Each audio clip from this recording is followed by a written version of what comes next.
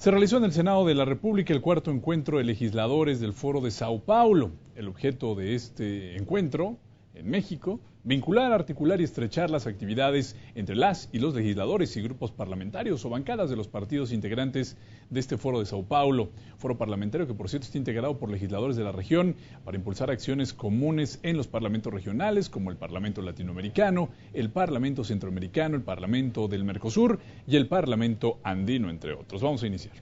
Cuando inician los trabajos de este cuarto encuentro parlamentario del Foro de Sao Paulo, la senadora Dolores Padierna dio el discurso inaugural en donde resaltó la importancia de tener a los legisladores y partidos de izquierda de los distintos parlamentos de América Latina al impulsar acciones comunes en encuentros regionales como el Parlatino. Las fuerzas democráticas y progresistas de América Latina hemos demostrado, en primer lugar, que sí hay una alternativa al neoliberalismo, que sí podemos tener modelos que no pongan por delante al mercado, maneras de gobernar y de vivir con inclusión, justicia y libertades. Hemos demostrado que sí hay de otra frente a la codicia y los intereses del imperio. Uno de los ejes de este foro, analizar y debatir la coyuntura política que vive América Latina, así como las perspectivas a mediano plazo.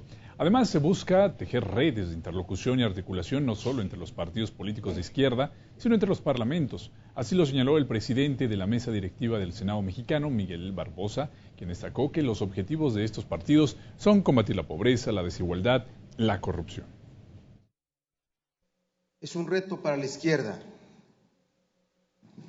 en todo el mundo poder acreditar que es un modelo alternativo de gobierno. Es un reto en México, es un reto poder atraer la opinión de la gente,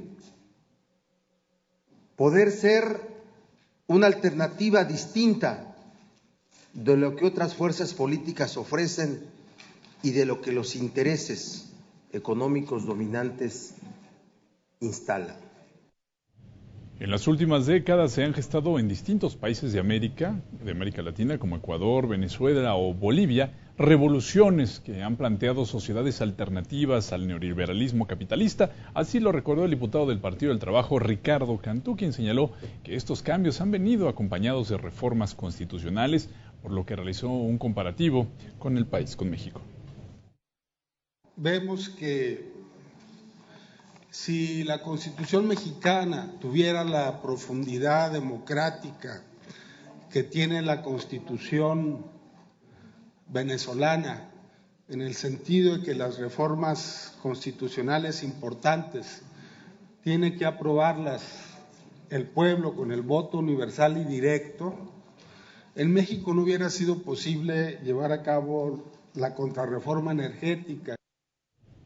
Luego de esta ceremonia inaugural, parlamentarios de distintas naciones, de Latinoamérica por supuesto, tomaron la palabra, tomaron la tribuna.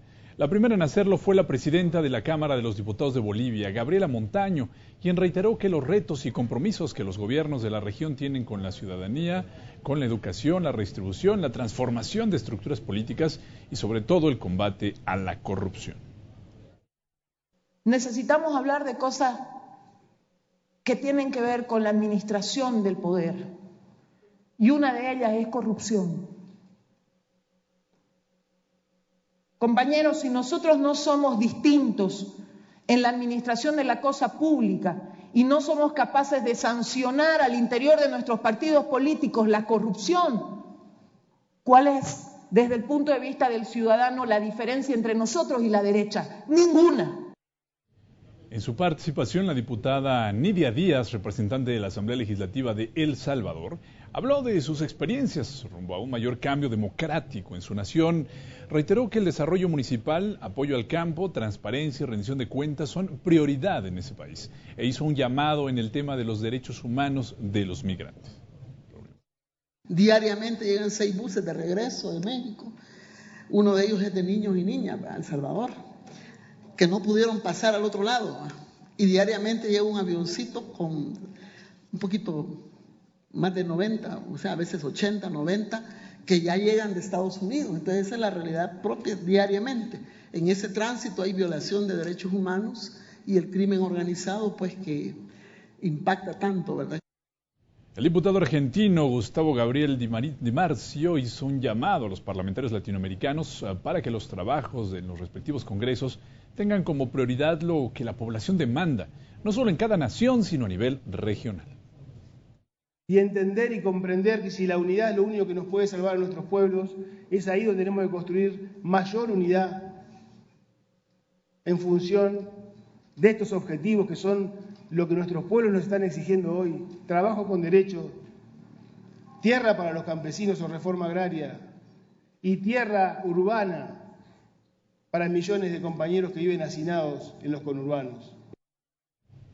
A su vez, el diputado Andrés Castro Alegría, integrante de la Asamblea Nacional del Poder Popular en Cuba, reiteró a los parlamentarios latinoamericanos que los compromisos del Poder Legislativo en su nación es el crear una propia visión sobre los sistemas económicos, patrones de producción y consumo, así como brindar gratuitamente los servicios de salud a toda la población, ser solidarios además en la defensa de los intereses de la región Caribe.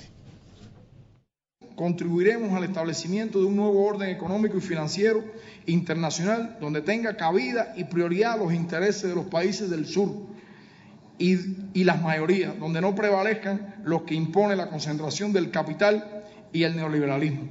Construir un mundo de paz sin el cual es imposible el desarrollo regido por los principios de la Carta de las Naciones Unidas y el desarrollo y el derecho internacional.